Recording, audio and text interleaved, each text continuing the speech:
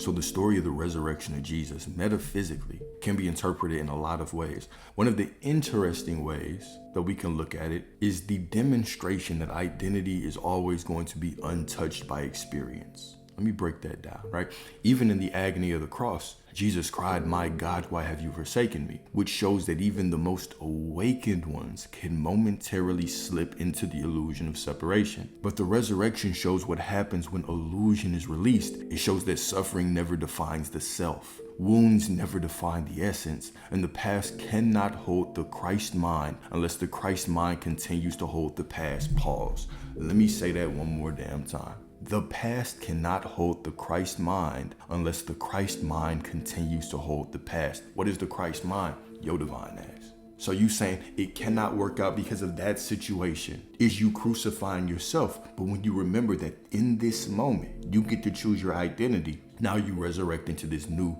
divine version of yourself that has been you the entire time. Resurrection is the revelation that the true self cannot be harmed, diminished, confined by any worldly event. It is the ultimate letting go. It is the moment consciousness stops identifying with the version that was crucified and chooses instead the unbreakable truth that it has always been whole. This is the divine miracle, is that Jesus saw himself as whole, complete, fulfilled, divine. I wonder how this is telling you to view yourself. So this is why the resurrection is the perfect mirror for teaching. If you do not want it, why are you clinging to it? Jesus rose not because God reversed some cosmic punishment, but because he remembered his nature beyond the suffering. He stopped rehearsing the pain of the cross and stepped into the identity that the cross could never touch. Which is the invitation for you, for me, for all of us, right? When we stop dragging the pages of our old chapters into the present, we resurrect. When we drop the story of who suffered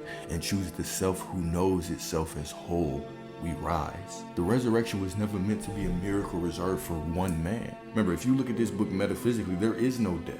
But the mystic, the spiritual person doesn't fear death anyway because you die 1,000 times. Every time that you have a breakup and there was a version of you that saw the rest of your life with that person, and now, in order to rise like the phoenix, like the Christ, that version of you must die.